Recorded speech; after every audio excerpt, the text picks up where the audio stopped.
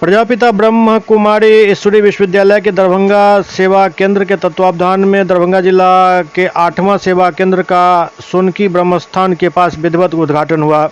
मुख्य अतिथि के रूप में निर्मला एकेडमी सोनकी के प्राचार्य सिस्टर जेवियर आनंदी जी ने अपनी शुभकामना में संस्था के मेडिटेशन एवं श्रेष्ठ कार्य की प्रशंसा की।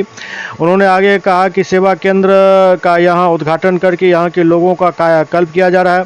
अपने उद्बोधन में अति विशिष्ट अतिथि के रूप में सोनकी थाना अध्यक्ष बसंत कुमार ने कहा कि ऐसे तो मैं संस्था को विस्तार से नहीं जानता हूं, लेकिन संस्था की यहाँ स्थापना हुई है तो यह हमारे ही कार्य को और यहाँ मजबूती मिलेगी, समाज में शांति आएगी, भाईचारा आएगा और सभी मिलजुल के रहेंगे। जगह का अपना एक बहुत बड़ा महत्व है, इस बात को समझना है।